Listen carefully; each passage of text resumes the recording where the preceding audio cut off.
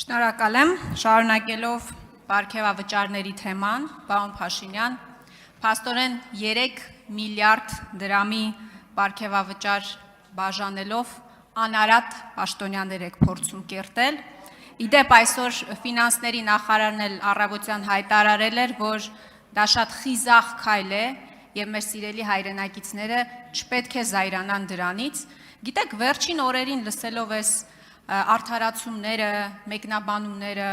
պարգևավճարների հետ կապված, ես մտածում եմ, թե հայ ազգը ոնց պետքա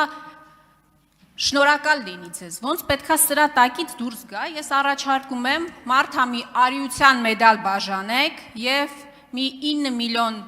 դրամ էլ որպես խիզախության համար դրամական պարգևատրում։ Սա այսքան տխուր չէր լինի իհարկե, եթե նույն օրերին դուք չհայտարարեիք, պարոն Փաշինյան, որ մեր տատիկներին եւ պապիկներին, թոշակառուներին 10,000 դրամ չեք տալիս, որովհետեւ իրանք չգիտեն այդ 10,000 դրամը ոնց ծախսեն։ Հիմա քանի որ մեր կառավարությունը այստեղ է, ամբողջ կաբինետը այստեղ է, մարդա մի 7-8 միլիոն պարգևավճար են ստացել, ես առաջարկում եմ փոքր բրիֆ անենք եւ մեր տատիկներին, պապիկներին, ովքեր կքածեն վարկերի տակ, պարտքերի տակ, կոմունալների տակ, թանկացումների տակ, բացատրենք, թե ինչպես կարելի է ծախսել 10,000 դրամը։ Ինչպես կարձագանքեք իմ այս առաջարկությանը եւ նաեւ հարց, ինչպիսի ճիքեր պահանջվեցին ձեզանից այդ խիզախ քայլին գնալու եւ տարեվերջին 3 միլիարդ դրամի պարգևավճար բաժանելու համար։ Շնորհակալ եմ։ Հարցին կպատասխանի Հայաստանի Հանրապետության վարչապետ Նիկոլ Փաշինյանը, համեցեք։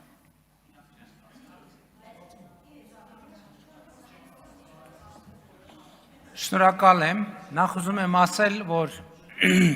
մեծ ջիքեր չպահանջվեցին, որովհետև այդ 3 միլիարդը վստահաբար գոյացել է, այդ թվում նախկինում ձեր եւ ձեր շրջապատի մարդկանց հարկերից խուսափելու մեխանիզմը գործարկելուց։ Դրա համար է, որ ձեզ տենց մռմռացրել է դա։ Երկրորդը, հեշտությամբ, որովհետև ես գիտեմ, որ այդ թվում Հայաստանում կա ավանդույթ, ենթադրում եմ, այսօր ձեր խմբակցությունում էլ կա այդ ավանդույթը, որ ծրարով փողեր եք ստանում ձեր ղեկավարի կողմից, համենայն դեպս նախորդող շրջան եւ իմիջայլոց, ես ինչքան գիտեմ, քրեական գործեր կա, որ այդ թվում Հանրապետության ղեկավարած անձի ընտանիքի անդամը, ասենք, այդ ճամպրուկով փողը մտնում էր կառավարություն կամ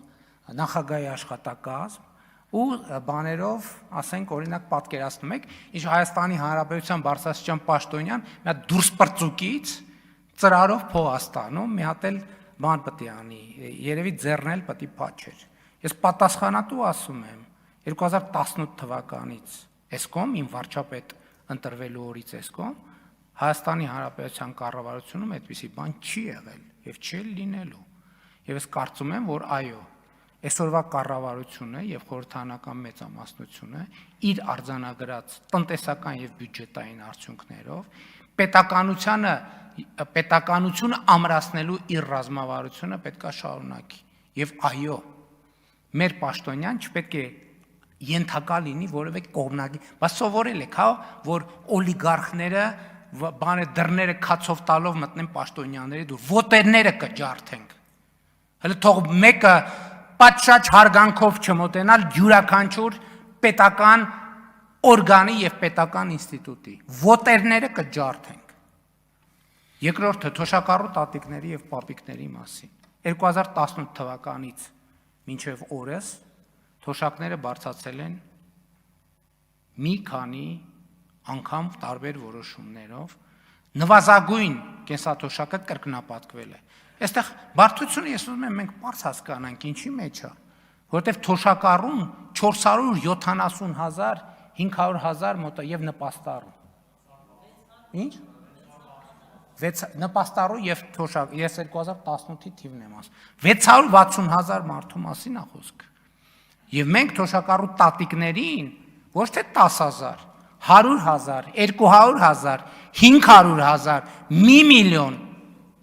դրամով ենք բարձրացրել Տիկին Ավանեսյան։ Առողջության ապահովագրության մասով Մենք այսօր 65 տարեկան եւ բարձր տարիք ունեցող թոշակառուներին տասնյակ միլիարդներ են ուղղել պետական բյուջեից, որպեսզի մեր սիրելի տատիկների եւ պապիկների հոգսերը հոգան։ Ընդ որում ծառայություններ, որ նրանք նախկինում անվճար երբեք չեն ունեցել, երբեք Հայաստանի պատմության մեջ։ Մենք երբ որ հետազոտել ենք այդ թվում մեր սիրելի տատիկների եւ պապիկների կարիքները, տեսել ենք, որ իրանց առաջին, երկրորդ, երրորդ, չորրորդ կարիքը առողջապահությունն է եւ մենք տասնյակ միլիարդներ ենք ուղղել դեպի առողջության ապահովագրություն։ Մենք անկանխիկ առևտրից հետ վճարի համակարգով միլիարդներ ենք ուղղել դեպի թոշակառու մեր տատիկները եւ պապիկները, թիվը հիմա ծրագրի սկզբից մինչև հիմա, ասենք 32, այս տարի էլ ինչքանով ենք ավելացնել։ Այսինքն տասնյակ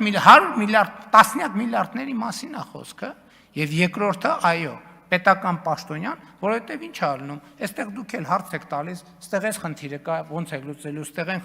խնդիրը, պետական պաշտոնյան պետք է լինի գերկենտրոնացած իր աշխատանքի վրա եւ զերծ որևէ կողմնակի ազդեցությունից, Այդ թվում գիտեք ինչ, հիմա կարող է լավ չլինի ինչ էլա, այդ թվում պետք է որոշակի նաև հարազատների, բարեկամների, տարբեր խնդիրների առաջ խեղճանալու տրամաբանություն։ Պետք է կենտրոնացած լինի իր աշխատանքի վրա։ Այո, թալանածը ձեզանից հավաքել ենք եւ բաշխել ենք,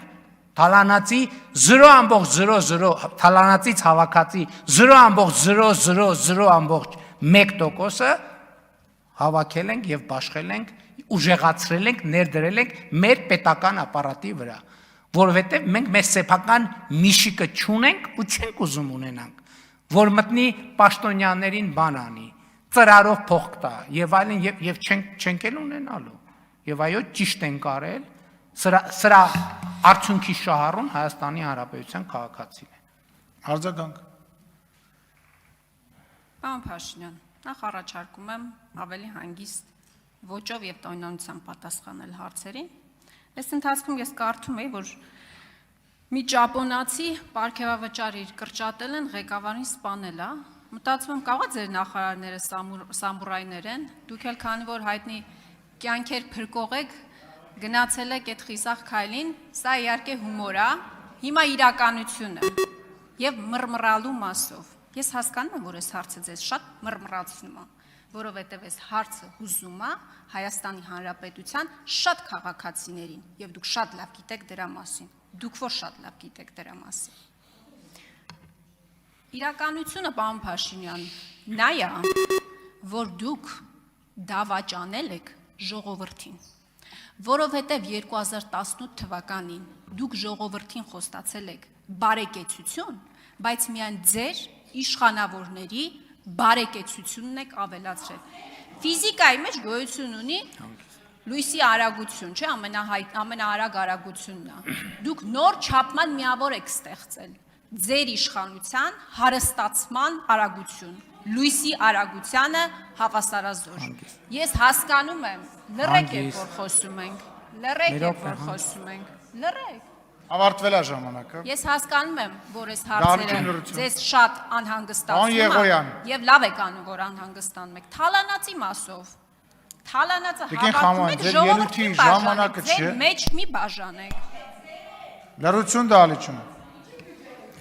Տիկին Խամոյան, կարծում եմ լավ առիթ է, որ ձեր խմբակցությունը ասի, թե ամիսը ծրարով ինչքան փող է ստանում Ռոբերտ Քոչարյանից եւ որտեղից նրան այդ փողը։ Երկրորդը, մենք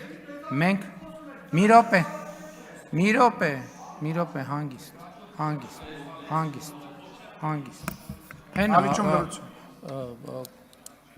Կոնկրետ մարդիկ կան, որ փաստագրված կոնկրետ միշիկից փող են ստացել ժամանակին, հիմա են նստած են այս դահլիճում։ Ծրարով։